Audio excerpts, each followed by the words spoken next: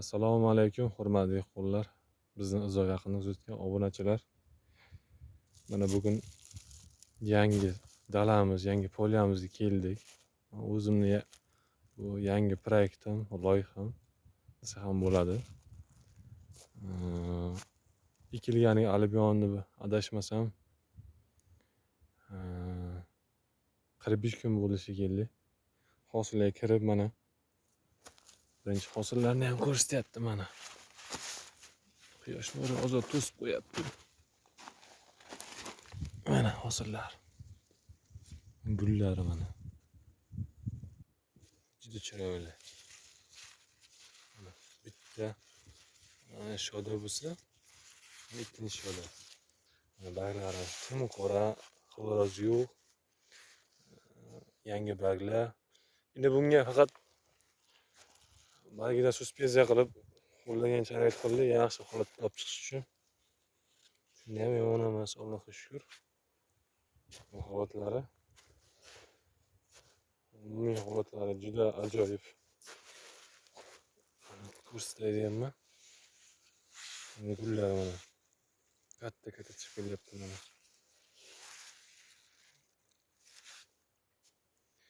Kuzoy uchun yomon natija emas. Mana bitta gul bo'lsa, ichida mana ikkinchisi ham adashmasam chiqib kelyapti. Hosillari. Mana shu yerda bitta pishganini ko'rgandim. Bu opshi 14 minutda ko'chib ketadi. Yarim balagan, yarmi shu yozgi sistemada bo'ladi. Hamma tomon ochiq maydon. Orqa tomonda issiqxonamizni qismi joylashtirilgan.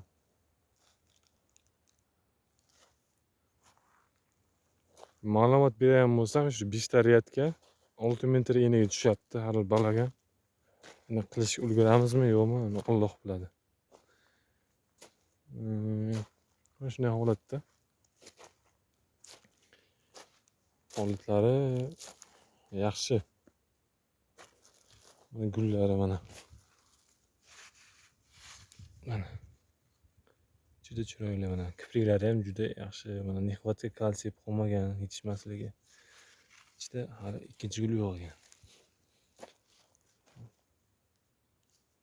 Ko'rib baho berasiz. Deyal hammasi gulga kiryapti. Ko'chat ham ekilgan vaqt juda baquvvat ko'chat emas edi. Ingichkaroq, sal xafaroq edi bizdan. Bitta pishganini shu qidayveribman, qayda bo'lsa. Ko'rsam hozir videoga qo'yib ko'rsatardim o'shani.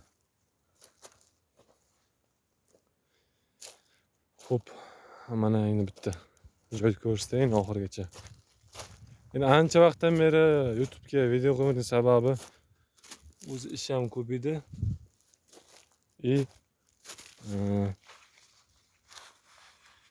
Ana bu ish ko'pdan tashqari o'zi ilhom kelmayotgan shu video qilishga. Shu bugun dalaga kelgandim.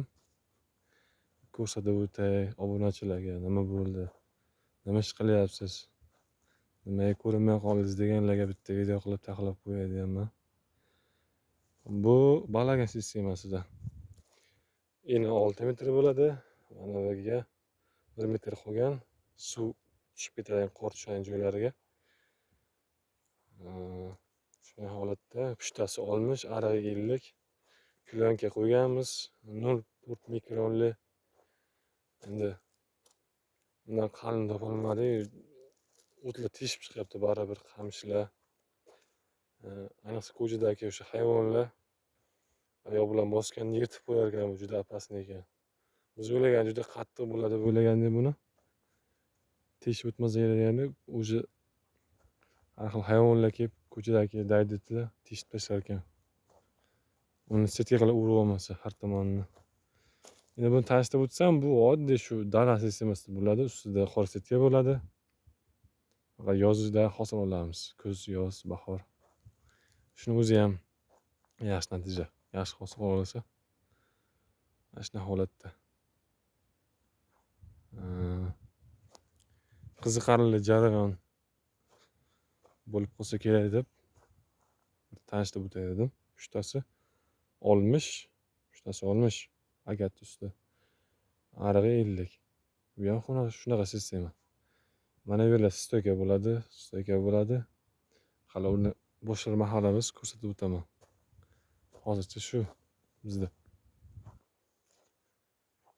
Davlat keyin vaqtida ko'rsatib o'tay. Obunachilarga deb.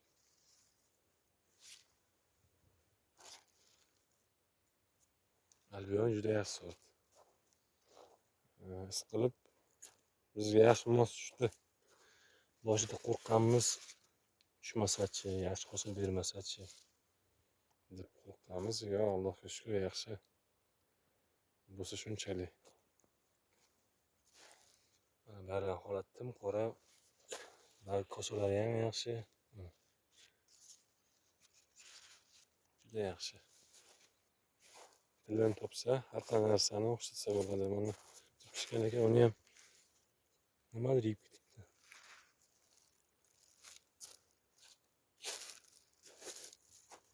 Tanovlar berib tashlagan juda qalin. Gullari bitta gul, ikkita gul. Mana holat. Qanaqadir qiziqqan savollar bo'lsa, tushunmagan narsalar bo'lsa, kommentariyaga kirib, ma'lumot kerak bo'lsa so'rasalar, albatta qo'limdan kelgancha tushuntirib o'taman tushunmagan joylarni. Sog' bo'linglar, omon bo'linglar. Yaxshi kun shunda. Shoshguncha.